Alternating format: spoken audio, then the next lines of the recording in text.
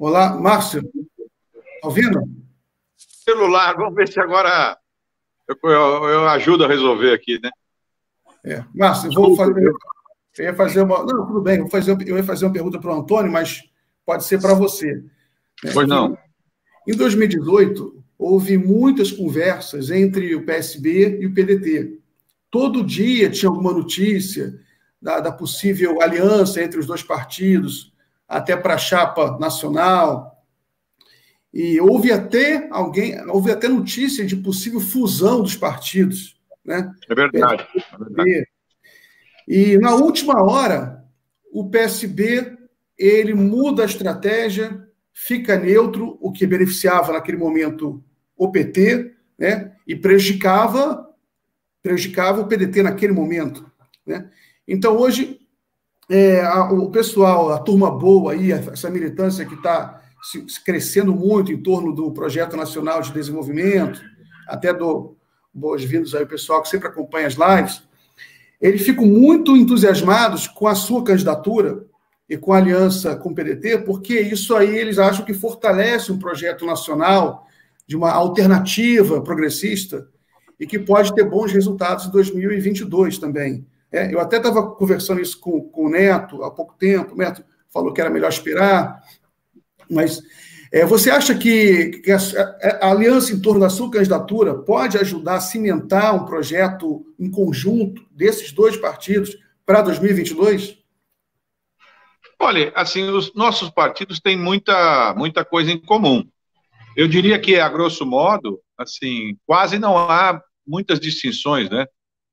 Embora o PDT tenha surgido a partir do Brizola, que, enfim, acabou sendo um ícone nacional, uma pessoa de uma posição forte nacionalmente, nós surgimos antes do Dr. Arraes.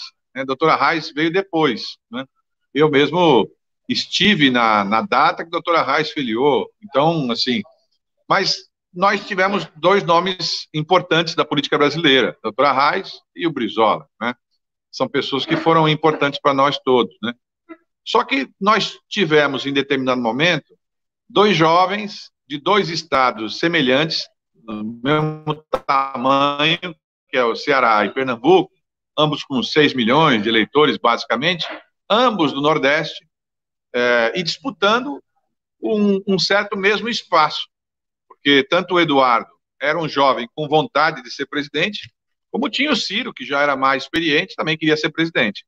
Naquele momento, eu acho que ambos, os dois, achavam que podiam estar colocados na posição com apoio, ou com algum apoio do PT. Né? O tempo passou e cada um seguiu o seu trajeto, mas eu não tenho dúvida que os nossos destinos estão meio que colados para o futuro. As posições políticas são muito parecidas. Nós temos posições mais sociais, né? Ou posições mais socialistas, como as pessoas mais da direita gostam de falar, né? Mas são posições que se preocupam com as pessoas, né? Que garantem oportunidade para todo mundo, que acham que o mercado tem que sofrer interferência de um Estado que tenha competência, boa remuneração, enfim, são as posições básicas dos nossos partidos. Só que sem a hegemonia que o PT representa. O PT é um partido grande, é o maior dos partidos, né? E naturalmente já teve 4 presidentes da República, com os seus erros e com os seus acertos. Mas do nosso ponto de vista, na medida que eles tiveram a sua oportunidade, exerceram por 4 vezes a presidência da República e não conseguiram dar uma sequência para essa mudança importante que o Brasil precisava, nós precisamos de outra alternativa. E aí, naturalmente, enquanto a gente insistir com uma presença do PT para o segundo turno, a gente quase que no automático garante que o outro lado vai ganhar a eleição. Porque o maior partido do Brasil hoje, no Sul, Sudeste, Centro-Oeste, é o antipetismo. Né? Um antipetismo muito forte. E o Ciro, que é uma pessoa muito preparada e com muitas competências, ele foi deputado comigo, nós nos elegemos juntos, né? Eu fui líder dele na Câmara dos Deputados, ele foi do meu partido, Eu o convenci, ele transferiu na época o título para São Paulo. Se vocês vão se lembrar aí que o Ciro veio para São Paulo, né? A meu pedido e de outras pessoas, enfim. Ele é um homem brilhante, com muitas qualidades e, naturalmente, é um candidato a presidente da República sempre muito forte, né, que vai se consolidando pela experiência, pela insistência, pela perseverança. Mas, se você fizer também as coisas no tempo certo, elas são mais fáceis de todo mundo levar. E é evidente que um gesto justifica outro. Por exemplo, na medida que o PDT hoje nos acompanha em algumas eleições importantes, e nós acompanhamos o PDT em algumas eleições importantes, isso normalmente leva uma reciprocidade no futuro, o que é natural, né? Eu tenho como, assim, premissa que a eleição de São Paulo é uma eleição decisiva para o Brasil, porque em todas as eleições que você passa, aqui em São Paulo nós ganhamos muitas prefeituras, né? Guarulhos, Campinas, Mauá, Guarujá, enfim, muitas prefeituras. Mas o que as pessoas percebem é São Paulo. O que repercute para fora daqui é São Paulo. A eleição de São Paulo, ela está afadada a uma disputa, na minha visão, né? Nessa faixa da borda da capital, que há 5 eleições vota entre alguém do PT ou, na última eleição, votou em mim. Nós ganhamos o PT aqui na capital. Uma larga diferença. Se nós voltarmos a ganhar na eleição desse ano, em relação ao PT, acho muito provável, eu conheço o João Dória, que ele tem muitas características e muitos defeitos, mas ele não é burro. Ele não vai disputar a presidência da República eu sendo prefeito de São Paulo. Ele vai ter um problema, né? Claro, as pessoas, ele vai ter o tempo todo alguém num contraponto dele, mostrando que muitas coisas que ele prometeu e que não fez podem ser feitas. E aí acho que ele recua da eleição presidencial, né, cumpre finalmente a sua palavra para poder cumprir os seus 4 anos, porque ele prometeu de novo que ia cumprir os 4 anos e também não pretende cumprir. E se ele não for candidato à presidência, vai faltar um nome nacional para contrapor a posição do Bolsonaro. Eu acho, se o Bolsonaro chegar com um mandato normal lá em 22, ele será um forte candidato, porque toda a presidência da República é muito forte, você exerce com força, então não tem 3 vagas, só tem 2 vagas. Na medida que ele vai ocupar uma, a outra vaga não cabe o Dória e mais um. Então, na medida que a gente ganha a eleição em São Paulo, na minha visão, o Dória não disputa e nem tem coragem de disputar a eleição de presidente. Vai recuar para disputar a eleição de governador e aí abre a chance de um pacto nacional que envolva outras posições. Eu não excluo dessas posições ninguém. Inclusive, acho que PCdoB, PSOL, claro que nós temos muito mais afinidades com essas pessoas do que temos com as outras. Mas todos nós temos que entender que o Brasil não é feito para quem governa, para o nosso campo. Quem ganha a eleição tem que ser generoso e entender que o Brasil é muito mais amplo. Você tem que ter outros componentes num jogo nacional. E, portanto, a eleição, acho que de São Paulo, e os nossos dirigentes, tanto é o caso do Lupe, do Carlos Siqueira, enfim, tem sido extremamente assim, cuidadosos nessa relação, criaram uma relação que, quando nós juntamos o PDT com o PSB, 2 partidos muito equivalentes em tamanho, porque o PSB tem 32 deputados, o PDT tem 28, essa somatória faz 60 deputados, o que equivale a 10 deputados ou 6 deputados a mais do que tem o PT. Então, nós ficamos maiores do que o PT. E essa é a real disputa. Então, vamos para a eleição. Se o PT ganha a eleição com a força do Lula, que é um grande líder, evidentemente. Então, se a eleição em São Paulo, o PT consegue colocar um sujeito, uma pessoa dele, no caso, o deputado Tato, na eleição do segundo turno, as pessoas vão associar que o PT está de volta, tem força, surpreendeu, enfim, quando ninguém imaginava, né? E se nós tivermos essa chance de fazer esse papel, acho que as pessoas automaticamente pensarão, bem, na medida que nós ganhamos em São Paulo, ganhamos no Rio, ganhamos em outras cidades importantes, quem é desse campo que está se preparando, ou quem veio com mais maturidade para exercer a presidência da República? E, naturalmente, emerge o nome do Ciro, por tudo que ele representa. Foi uma pessoa que já foi prefeito, já foi governador. Você pode reclamar do Ciro por diversas características, mas não pela falta de experiência, né? Ele já exerceu todos os papéis importantes da República e é um homem que também ninguém duvida da sua capacidade, da sua inteligência. Essa composição, os 2 anos é que vão dizer. Claro que a gente gostaria muito de poder adivinhar antes, mas eu me recordo, nós estamos em julho, né? Em julho de 2 anos atrás, se alguém me dissesse que o Bolsonaro ia ser presidente da República, eu diria que é chance zero. E houve um episódio que mudou completamente o quadro da eleição. Então, as eleições, elas, como diz o meu amigo Aldo Rebelo, elas estão sujeitas a situações que vão acontecendo a cada momento. Mas eu diria que o passo que nós estamos dando, não só em São Paulo, mas em outras cidades, é um passo muito importante para efeito de Brasil.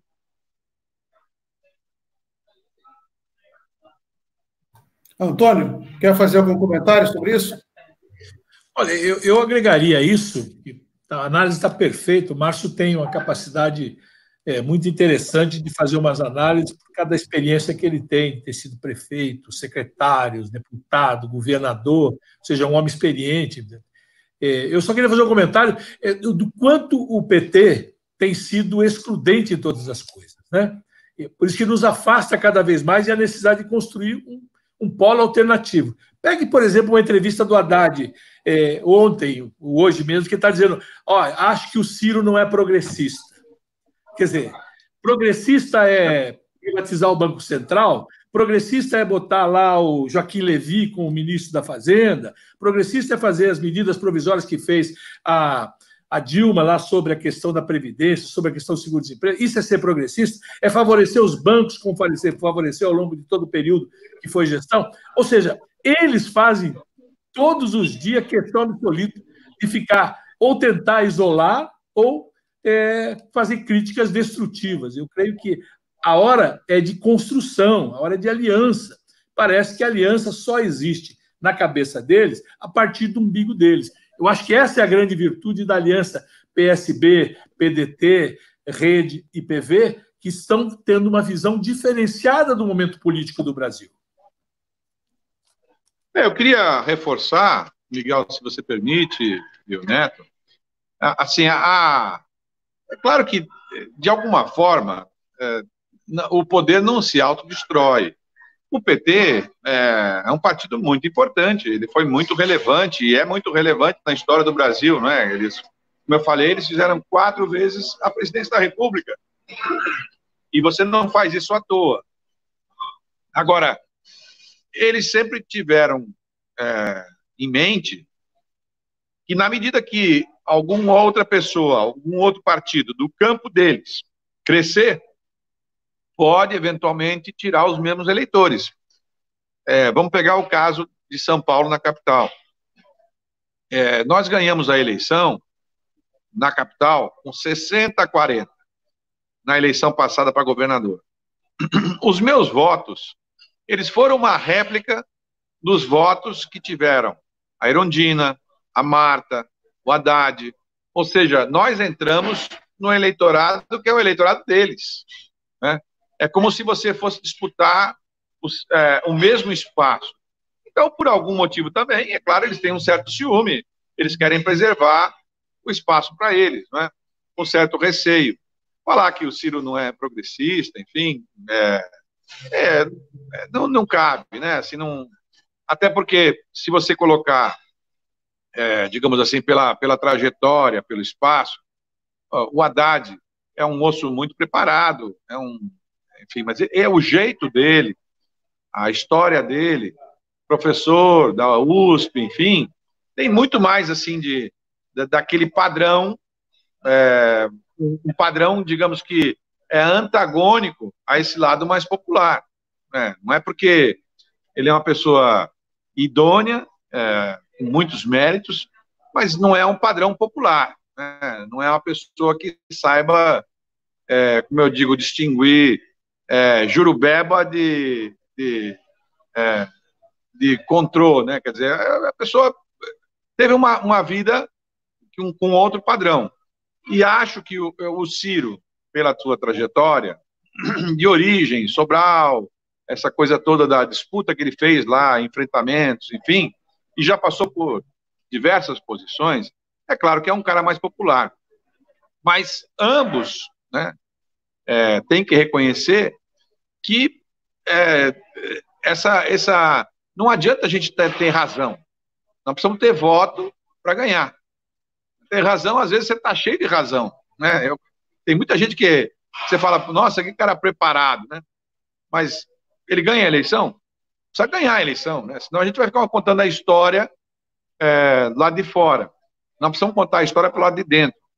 Porque, ao mesmo tempo, as pessoas que mais precisam das nossas vitórias.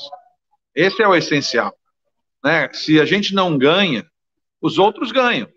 E se eles ganham, eles fazem a sua trajetória e ela nunca favorece as pessoas que precisam mais, né? Então, de alguma forma, o PT teve a sua chance, governou 4 mandatos, né?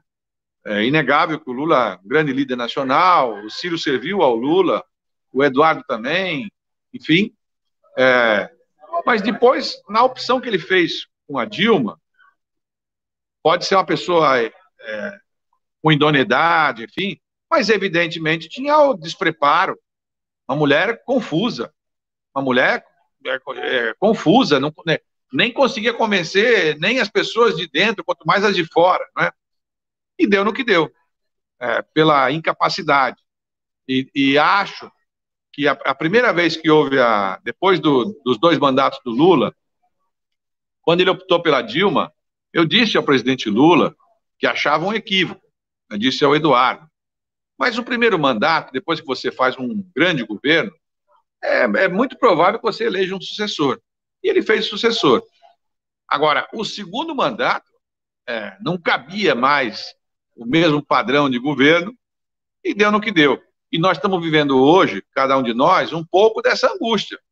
Porque quando eles reclamam dos episódios que aconteceram de corrupção, de desmandos, de desorganização, muita coisa é verdadeira. Não dá para você fingir também que a gente não teve nada a ver com isso. Nós tivemos a ver com isso, né? Ainda que indiretamente, porque nós nunca tivemos no centro do poder, né? O PT nunca nos deu esse centro do poder, né? Ele, em determinado momento, ele dividiu isso com o PMDB, enfim. Ele não achava que fosse útil a nossa participação. E isso teve uma consequência que foi a sequência eleitoral que produziu o Bolsonaro e podia ter produzido outro, né? Agora, como refazer esse caminho? Porque ele custou muito mais caro para cada um de nós. Eu sinto assim. Hoje, quando os jovens, as pessoas mais novas, quase que no automático eram contestadoras, elas tinham posições mais progressistas, né? Os meus amigos de escola, de faculdade, todo mundo praticamente era progressista. Hoje, muita gente ficou ao contrário disso, porque como se nós tivéssemos perdido a luta, nós perdemos o discurso da questão da honestidade, como se as nossas pessoas fossem desonestas. E nós não somos os desonestos, né? Se alguém cometeu os seus delitos, seus erros, tem que pagar a sua conta. Mas isso está na conta dos erros que as opções fizeram, inclusive com todas as escolhas que foram feitas. Você, Neto, mencionou aí a história de bancos, de juros, de concessões públicas, de concessões de televisão. Quantas atitudes, né, foram tomadas para contemporizar uma situação e todas elas foram erradas, né? É assim. Então, esse erro também não vai ficar impune. Só que a gente tem que, mesmo assim, resistir e encontrar alternativa.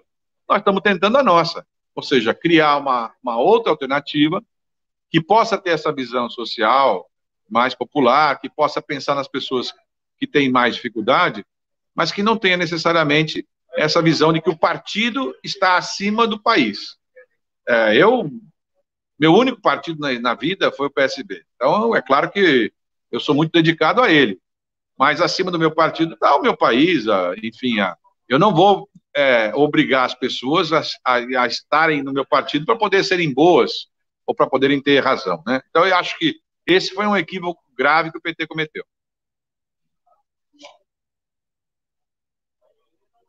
Neto, quer fazer algum comentário sobre isso também? Na verdade, eu queria também fazer um comentário sobre o que é o outro lado da brincadeira. A gente falou agora da mortadela, tem que falar do coxinha, porque o abandono que a cidade de São Paulo, por exemplo, está passando nos últimos tempos é uma coisa louca. Primeiro, o descompromisso dos que foram eleitos para fazer uma coisa e não cumpriram palavra. Disse, isso aqui nem casamento, a gente jura, depois não sei o quê. Aí tem também a atual governança. Na pandemia, pior ainda, né? O abandono está uma coisa de louco. Veja a questão dos moradores de rua, que quase aumentou em 50% nos últimos tempos, e a forma com que são tratadas. Ou seja, a cidade está abandonada. Então, fica aqui o nosso prefeito como se fosse ajudante de ordens do governador. Quer dizer, está na hora, realmente, de você ter um projeto para a cidade, ter uma pessoa experiente para dirigir a cidade e, acima de tudo, o compromisso com o povo, com a questão social, como bem disse o Márcio.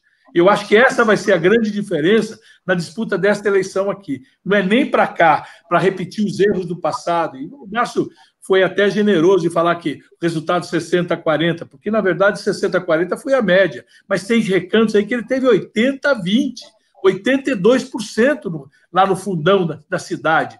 Essa foi a votação daquele povo mais sofrido que estava olhando, acima de tudo, primeiro a traição que o Dória tinha feito com ela, com a cidade de São Paulo, e o abandono que deu um inexperiente, um cara que não estava preparado para assumir a prefeitura. E segundo, a visão que ele poderia fazer um governo estadual muito melhor, voltado para aquilo que é efetivamente a esperança do povo paulistano. Então, eu creio que essa, você pontuar que não é nem para cá e nem para lá, porque coxinhas e mortadela você tem. E essa é a virtude que o PSB, a virtude que o PDT, o PV e a Rede estão tentando construir, é uma alternativa de centro-esquerda no Brasil para efetivamente acabar com essas coisas. Eles já cumpriram seus papéis. Chegou a hora de modificar todas essas questões. Márcio, vou fazer uma pergunta relacionada às eleições municipais. Eu vi uma pesquisa recente para as eleições de São Paulo, em que o Bruno Covas aparece em primeiro lugar, né, e o jornalista da Atena aparece em segundo, e o Russomano em terceiro, e você vem em quarto, com uma boa pontuação, né?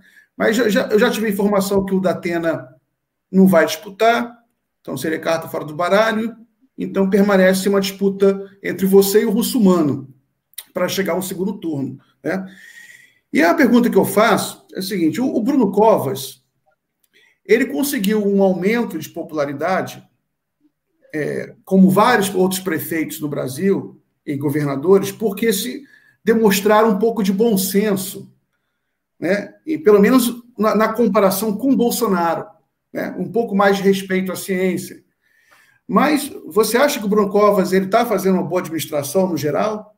E eu queria saber se você acha que o Russomano ele vai repetir a sua performance de eleições anteriores e cair no final da corrida eleitoral. Não, o Bruno, como pessoa, né, ele é um rapaz com muitas qualidades, né? Eu fui muito amigo do avô dele, né, o Mário Covas, que é da minha região lá de Santos, enfim, e ele é um moço com muitas qualidades. Ele não é igual, não tem o mesmo tipo de pensamento que o Dória. Mas ele é refém, né? O governo de São Paulo é refém. A prefeitura de São Paulo virou uma subprefeitura, um subgoverno, né? O Dória liga para lá, dá ordem para secretário, manda embora funcionário, tira gente, põe gente. E, além de tudo, o Bruno teve uma doença grave, né? Tá com câncer grave, gravíssimo, e tem sido, até puxando um pouco da origem do seu avô, tem sido valente de resistir, enfim, por isso todo mundo fica solidário à luta dele.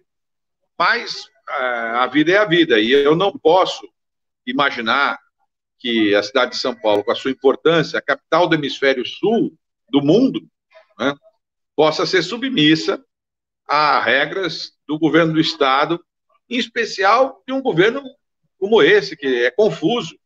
Eles tomaram 10, 12 medidas diferentes num dia e voltavam atrás no dia seguinte. Típica de quem não tem comando. A marca do governo do Bruno é não ter governo, não ter marca. 70% é comandado pela Câmara de Vereadores, que manda e desmanda, né, e eles fazem coisas do curu-curu, né, porque decidem mudança de subprefeito, muda creche, tira gente, põe gente, enfim, é um desmando absoluto, né, pela Câmara. Eles têm um controle bem grande na Câmara. E, ao mesmo tempo, do outro lado tem o Dória, dando palpite, mandando, desmandando, enfim. E ele resistindo ali, com toda a força, né, da origem da familiar que ele tem. Então, eu respeito, né, e acho que, de alguma forma, não será ruim termos uma espécie de revanche, que é o que eu acho que vai acontecer, da eleição passada. Na eleição passada, ninguém me conhecia, eu comecei uma eleição como governador, tinha 2%, fui a 25%, passei para o segundo turno, e se não pega aquela onda de Bolsonaro, né, na minha visão, o Dória ia tomar um 80-20. Né? Aí veio a história do Bolsonaro, do Bolsonaro, ele também não é bobo, fez o papel dele. Mas parte desse eleitorado que votou nele, né, eu acho que é difícil alguém ter votado Dória e Haddad, por exemplo. Quem votou Dória, votou Bolsonaro. Né? E aqui em São Paulo, na capital, por exemplo, Bolsonaro teve 70% dos votos. Então, parte desses eleitores deles votaram conosco. E acho que muita gente que votou Bolsonaro também ficou chateado com o Dória, porque achava que o Dória ia ser leal ao Bolsonaro, ia ficar os 4 anos apoiando o Bolsonaro. E isso não existe no vocabulário do Dória. Né? Então, na minha visão, o que vai acontecer é um pouco isso. Quer dizer, o Bruno, a Prefeitura de São Paulo é uma tremenda de uma prefeitura. Ela tem, né, pra você ter uma ideia, esse ano tinha, para investimento na capital de São Paulo, 8, 9 bilhões de reais, que era o mesmo número que tinha no governo do Estado. Né? E para você ter uma ideia, o governo federal tinha 12. Então você vê quanta força tem uma prefeitura de São Paulo. Mas mais do que um prefeito, o prefeito de São Paulo tem que ser uma liderança do Brasil, tem que orientar o Brasil. Então é nítido, por exemplo, que nós erramos. A verdade é que São Paulo, o Estado e a Prefeitura fracassaram. O título hoje do jornal Valor Econômico fala que São Paulo começou a vencer o vírus, enfim, é uma vergonha um jornal. Porque São Paulo fracassou.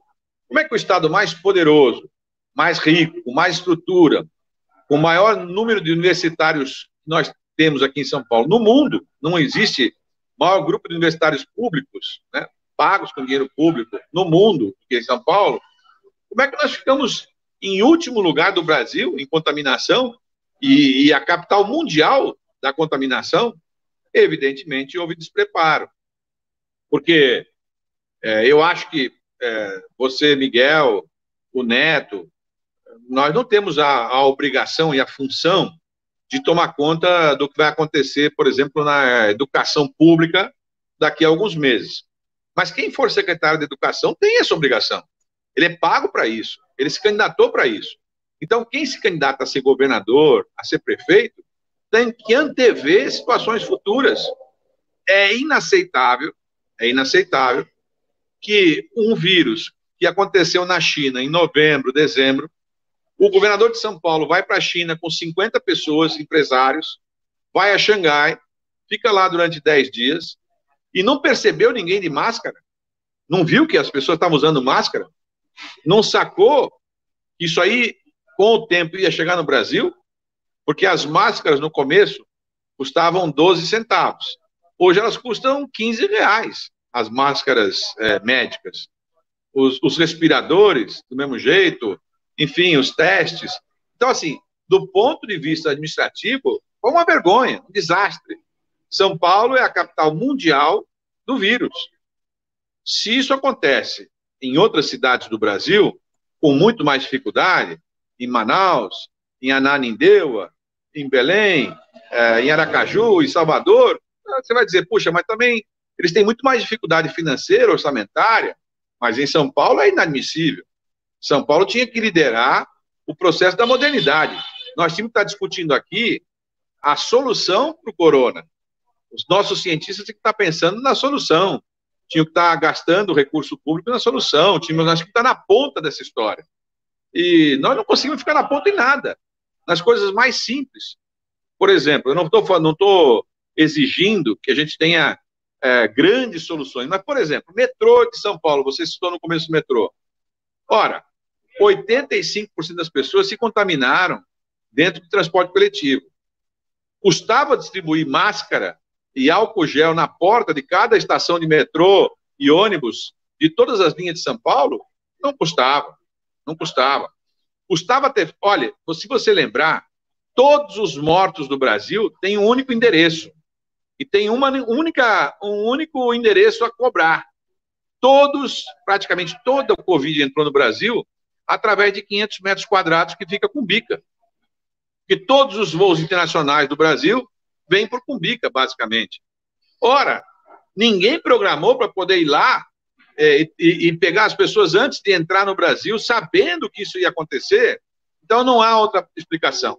Houve um fracasso, né, que, claro que a gente, se quiser compreender, vai compreender tudo, mas é um fracasso inegável, né, pela quantidade, e acho que isso demonstra muito que não dá para você brincar com coisa séria, né? Ao contrário do que dizia o Tiririca, pior que tá, fica, né? E fica. Depois do desastre, depois da calamidade, do caos, não vem aquela cena que a gente assiste do filme que a pessoa ultrapassa uma caverna e do outro lado parece paraíso. Depois do caos, vem mais caos, né? É só você pegar qualquer comércio hoje, os empresários, o sofrimento dessas pessoas, né, de ver quanto é que eles estão hoje vendendo. Mesmo com tudo aberto, na pior momento que nós estamos passando, não se vende hoje 15% do que estava se vendendo. Então, é claro que isso vai ter uma consequência drástica nos próximos meses, nos próximos anos. Nessa hora, se eu dissesse para você, Neto, para você, Miguel, você vai pegar um voo agora, vai para a Argélia, e esse voo vai passar por uma grande turbulência. Vão ser horas e horas de turbulência. Você que é um piloto inexperiente, né, com dificuldades, com muitos problemas, você quer um piloto com mais experiência, que já tenha acostumado a transportar situações assim. O que nós fizemos foi isso. Nós entregamos aos nossos navios, né, nossa navegação, para as pessoas com a menor experiência no momento mais difícil. Demos azar e deu no que deu. Neto, quer acrescentar algum comentário? Vale a pena falar duas coisas. O Márcio falou aí da questão da educação, o secretário de Educação que tem que ter a preocupação, não tem? Segunda, Márcio, dia 20, vai ser a votação do Fundeb. Fundeb dá para São Paulo 4,5 bi, cerca de 40% do orçamento da educação da cidade. Você ouviu o governo de São Paulo, a Prefeitura de São Paulo, se pronunciar para a importância dessa votação e a necessidade da reaprovação do Fundeb? Não. Ou seja, como você disse, está feito biruta de aeroporto, para onde vira o vento vai. Segundo, você falou da Covid e do comércio. Márcio, fecharam 20 mil, definitivamente 20 mil estabelecimentos comerciais aqui na cidade de São Paulo. O Patá, que é um amigo meu aqui dos comerciários, ele diz o seguinte, olha, tem 70 mil trabalhadores que perderam o emprego, 300 mil com salário reduzido, 30 mil com supressão de contrato. Ou seja, 80% da mão de obra do comércio está com esse problema. E o que faz a prefeitura nisso aí? O que faz o governo do Estado nisso aí? Ou seja, com todo o orçamento que você sabe, Márcio, que tem a Prefeitura de São Paulo, que poderia botar essa metralhadora do orçamento para... É guerra, vamos canalizar para resolver os problemas da guerra. Se o Covid é o inimigo, como é que a gente vai fazer? Você já exemplificou cercar aeroporto, né? As pessoas chegam e saem por ali. Então você tem... E a mesma coisa, Hospital de Campana, que faz, não faz, todas as denúncias, as compras fora das coisas, ou seja, estamos num momento muito difícil. Por isso que não dá para ter outside, não dá para ter inexperiente, não dá para ter nada, não dá para arrepender duas vezes. Eu acho que eles, tudo que puderam bater cabeça, bateram. Quantas decisões eles tomaram e voltaram atrás? 1, 2, 3, 4, 5, não é? Os próprios hospitais de campanha, desde o início eu alertei, não tinha nenhum sentido construir hospitais provisórios, gastando fortunas, se era possível readequar estruturas que já existiam de hospitais parados, fechados, e depois, quando você saísse do Covid, pelo menos ficava a estrutura, o legado, né? Mas é como você falou da história do Fundeb, eles não fazem por mal, eles só não sabem, não sabem. É como eu citei o exemplo do meu neto. Ele não faz por mal, mas se eu colocar ele para pilotar o avião, vai cair, porque ele não tem nenhum conhecimento mínimo para poder fazer a direção de uma aeronave. Márcio, queria fazer uma pergunta um pouco clichê para você, mas talvez seja interessante. Se você se eleger prefeito de São Paulo, quais seriam as primeiras ações que você tomaria como prefeito? Nós vamos pegar o momento talvez mais duro, né? Eu vi os pré-orçamentos de prefeituras, em média, estão trabalhando com 35% a menos de orçamento. Então, quem vier a se eleger prefeito, se for bom, vai ser muito mal. Tem que ser uma pessoa muito excepcional para poder criar e pensar em alternativas. Eu acho que a grande tarefa, não só da capital em São Paulo, mas de todos os prefeitos, é devolver a autoestima para as pessoas. As pessoas andam nas ruas hoje de cabeça baixa. Aonde eu encontro gente nas ruas, nos ônibus, nos táxis, enfim, em todo lugar, né? As pessoas estão de cabeça baixa. Todo mundo parece que com medo do futuro, angustiado. Devolver a autoestima das pessoas. Dizer para elas o seguinte, nós temos capacidade de vencer essa etapa difícil, mesmo com um orçamento menor. Nós temos que juntos encontrar soluções. Dentre elas está, no primeiro momento, você criar alternativa, porque lembre-se, né, os R$600 que hoje tem ajudado aí 60 milhões de pessoas, ele não vai durar para sempre. Né? E ontem fui ao supermercado e vi lá, tinham umas 50 filas. 30 filas era de gente com o cartão dos R$600. Não vai haver os R$600 para sempre. Então é bom que a prefeitura e o governo do estado pensem também em alternativas. Porque, como disse o Neto, o governo federal colocou os 600, colocou o pagamento para quem suspendeu os contratos, enfim, aquelas regras que vocês conhecem. E qual foi a cota que a prefeitura fez e o governo do estado fez? Não suspendeu os impostos de ICMS, não suspender os impostos municipais. Ao contrário, né? Então, assim, nós vamos ter que encontrar alternativas para poder estimular as pessoas a voltarem a adquirir, em especial nos pequenos empresários. Uma regra simples, né? Aliás, o Ciro já falou sobre isso também, de você colocar um cartão e uma disposição financeira para as pessoas que dependam de recurso público, mas que ela fosse obrigada, por exemplo, a comprar em estabelecimentos reconhecidos pela prefeitura. E, evidentemente, você podia disciplinar antecipadamente quem é. Tirar o dinheiro e pagar coisas particulares em dinheiro é um péssimo negócio para o serviço público, para o poder público. Por que não colocaram tudo em cartão, sem precisar que as pessoas fossem até os bancos, e colocava direto na conta das pessoas e faziam as pessoas consumir nos comércios do próprio bairro, onde as pessoas frequentam, onde as pessoas vivem, né? Nós vamos precisar de muito estímulo, e acho que a geração de emprego e renda para a camada mais atingida da população, que, via de regra, a pessoa mais pobre, né? Em especial os mais jovens.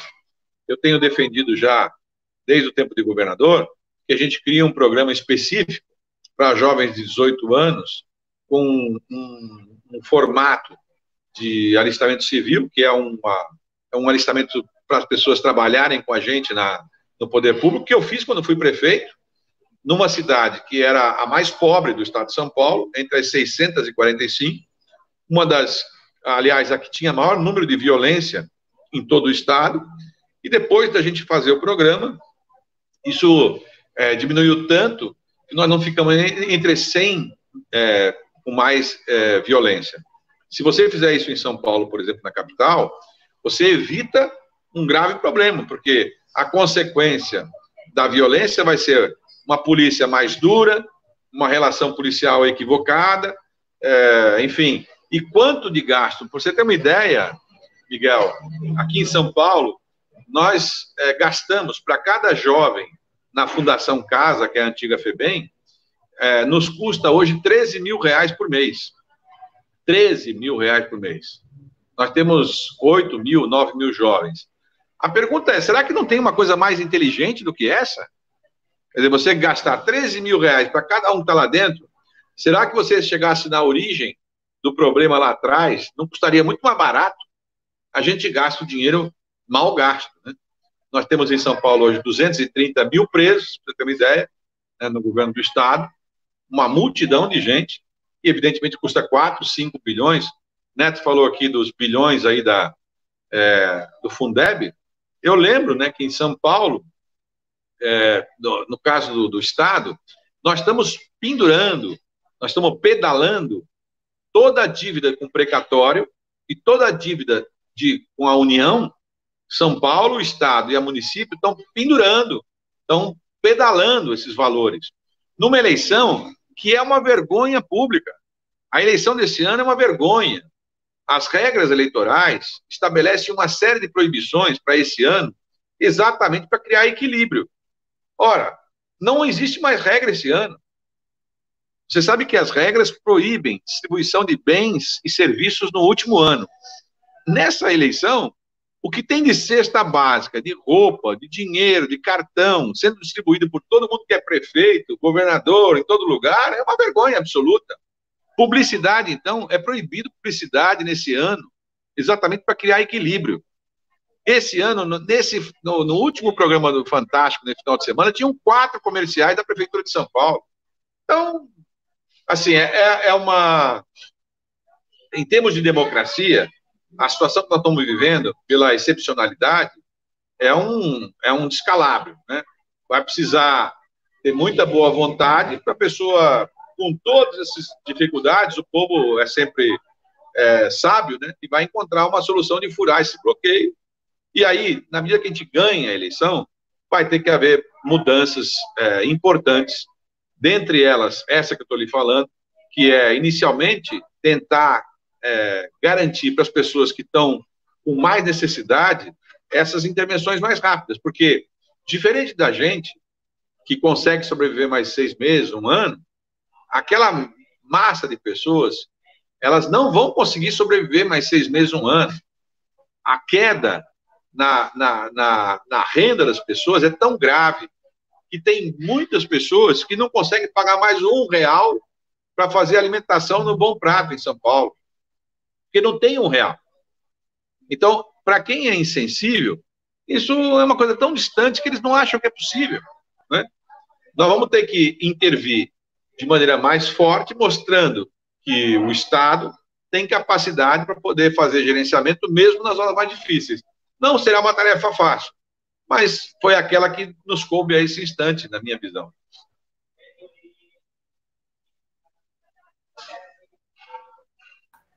Neto, já são 8h11, eu acho que é a hora de a gente caminhar aqui, finalizar nossa live, né? Eu acho que a gente poderia finalizar com uma pergunta, eu gostaria de ouvir as observações de vocês sobre educação, né? Que vocês sabem que educação é uma responsabilidade constitucional, educação fundamental, né? É uma responsabilidade constitucional das prefeituras, e você tem uma disparidade muito grande entre as cidades brasileiras. São Paulo, por exemplo, pelo que eu tenho visto, não está muito bem na fita, né? E, em primeiro lugar, no Brasil está Sobral, né, que está tendo toda aquela ligação lá com o Ciro, com a família dele.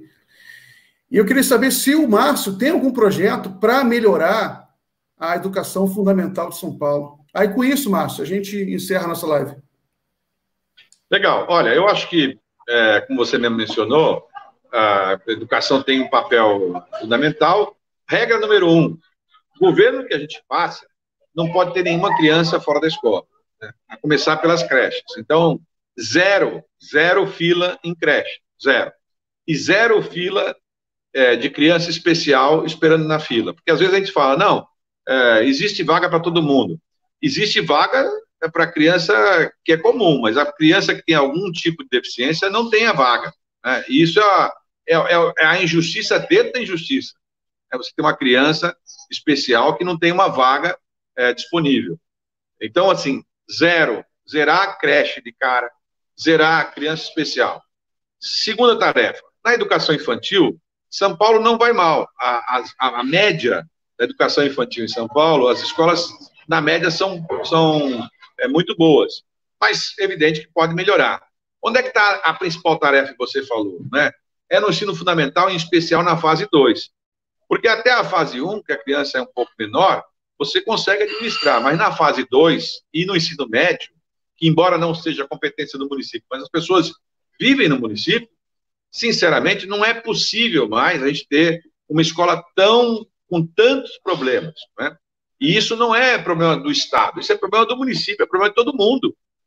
Não há como você garantir que o menino tenha uma expectativa se ele não tiver a garantia da universidade plena.